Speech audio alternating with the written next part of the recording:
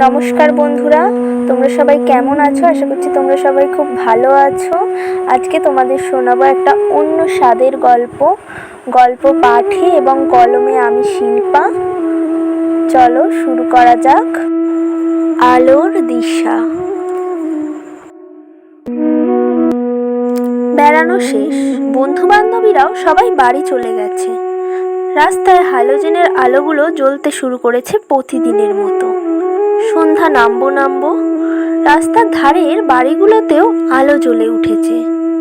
স্রোত জানে মা বাবা অপেক্ষা করছে ওর জন্য, কিন্তু ও বাড়ি ফিরছে না।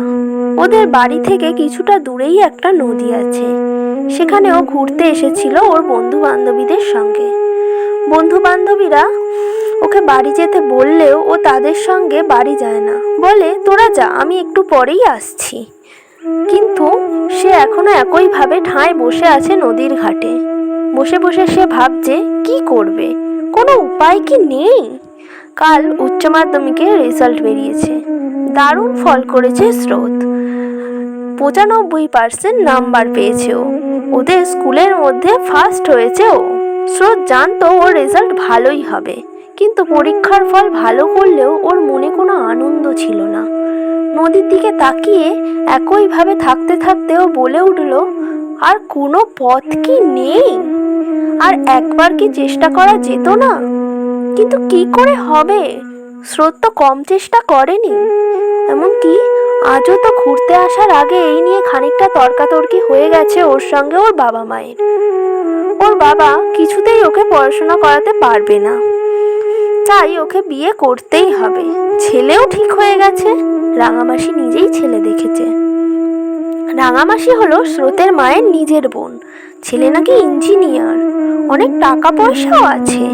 ছেলে আবার নাকি রাঙামাসির কোন এক দুঃসম্পর্কের আত্মীয় হয়। তারা নাকি কালই স্রোতকে দেখতে আসবে।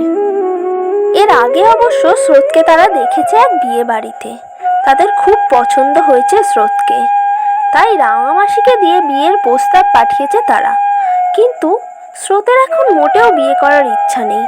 স্রোত চায় আরও পড়াশোনা করতে, কিন্তু তার বাবা মা স্পষ্ট কথা, ছেলে ভালো চাকরি করে, স্বভাব চরিত্রও ভালো, পরিবারও ভালো, আর বাবা মা ও ছেলে মিলে ছোট্ট সংসার, সুতরাং বিয়ে তাকে করতেই হবে।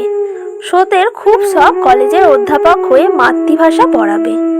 ওর খুব শখ বিদেশের ইউনিভার্সিটিতে নিজের মাতৃভাষা নিয়ে বক্তৃতা দেবে। এইসব নিয়ে ও মাঝে মধ্যে গুগলে পড়াশোনাও করে, কিন্তু বাংলা নিয়ে পড়লে নাকি ওর থেকে ওর বাবা মার জাত যাবে। সবাই নাকি হাসাহাসি করে বলবে, বাংলা নিয়ে পড়ে কি হবে? বাংলা নিয়ে পড়াশোনা করে কি কেউ চাকরি পায় যে তুই পাবি? এসব নানা কথা বলবে। তাই তার থেকে ভালো হবে একটা চাকরি করা ছেলেকে বিয়ে করে নিলে। স্রোত ভাবতে থাকে, কি করা যায়? সত্যিই কি আর কোনো উপায় নেই? নিজের ইচ্ছে, নিজের স্বপ্নটা এইভাবে ভেঙে যাবে? দূরে তাকাতেই স্রোত দেখতে পেল বাবা আসছে। ধীরে ধীরে হাঁটছেন। আসলে স্রোতের বাবা স্ক্র্যাচ নিয়ে হাঁটেন। বেশ কিছু বছর আগে একটা রোড অ্যাক্সিডেন্টে তার একটা পা চলে যায়। তখন থেকেই সম্ভব স্ক্র্যাচ। আর তারপর বাবার চাকরিটাও চলে যায়। ভালো একটা প্রাইভেট কোম্পানিতে চাকরি করতেন তিনি, কিন্তু অ্যাক্সিডেন্টের পর চাকরিটা চলে যায়। চাকরি চলে যাওয়ার পর তিনি টোটো চালাতে শুরু করেন। তাই আত্মীয় স্বজনরা মিলে স্রোতের বাবা মাকে বোঝায় স্রোতকে বিয়ে দেওয়ার জন্য। স্রোত, চলো।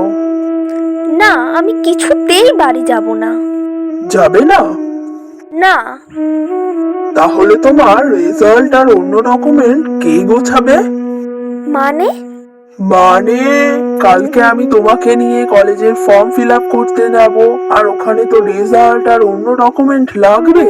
স্রোত তাকিয়ে আছে বাবার দিকে, কারো মুখেই কোনো কথা নেই। হঠাৎ নিস্তব্ধতা ভেঙে বাবা বলে উঠল, এবার বাড়ি যাবে তো? স্রোত কোনো কথা না বলে হাউ মাউ করে কেঁদে উঠে বাবাকে জড়িয়ে ধরল। থাক থাক, হয়েছে, এবার বাড়ি চলো, মা অপেক্ষা করছে তোমার জন্য। চলো যাই। স্রোত ও তার বাবা হাত ধরাধরি করে হেঁটে চলল গলির রাস্তা দিয়ে। স্রোতের মনে হলো রাস্তার সব হ্যালোজেনগুলো আজ যেন একটু বেশি উজ্জ্বল হয়ে জ্বলছে। শেষ হলো আলোর দিশা গল্পটি। আমরা অনেকখানি আধুনিক হয়েছি ঠিকই, কিন্তু তা কেবল পোশাকে আশাকেই। মনের দিক থেকে, মানসিকতার দিক থেকে আমরা হয়তো এখনো ততখানি আধুনিক হতে পারিনি। তাই তো আজও সমাজে কন্যা সন্তানকে বোঝা বলে মনে করা হয়। কন্যা বড় হলেই বিয়ে দিয়ে নিজেদের ঘাড় থেকে ঝেড়ে ফেলতে চায় কন্যার পরিবার। কিন্তু একটা কন্যাও যে তার বাবা মায়ের ভরসার কাঁধ হতে পারে, এটা হয়তো আমরা কেউই ভেবে দেখি না। তাই তো সকল কন্যা সন্তানের মা বাবাকেই আমি বলবো, কন্যা আপনাদের বোঝা নয়, বরং ভরসা। হ্যাঁ, ঠিকই, বিয়ে তো দিতেই হবে, কিন্তু সেটা তার নিজের পায়ে দাঁড়ানোর পর কেন নয়, যাতে তাকে কারোর কাছে কথা শুনতে না হয় যে আমার পয়সায় বসে বসে খাও। আপনাদের দেখাশোনার জন্য তাকে অন্যের থেকে টাকা না নিতে হয়। আমি কিছু যদি ভুল বলে থাকি তাহলে আমাকে ক্ষমা করে দেবেন। ধন্যবাদ আমার গল্পটা শোনার জন্য। আর গল্পটা যদি ভালো লাগে তাহলে like, comment, share and subscribe করে দেবেন চ্যানেলটাকে। আর যারা ফেসবুক থেকে দেখছেন তারা আমার পেজটাকে ফলো করে দেবেন। এখন এই পর্যন্তই। শুভরাত্রি। সকলে ভালো থাকবেন, সুস্থ থাকবেন আর অন্যকেও ভালো রাখবেন।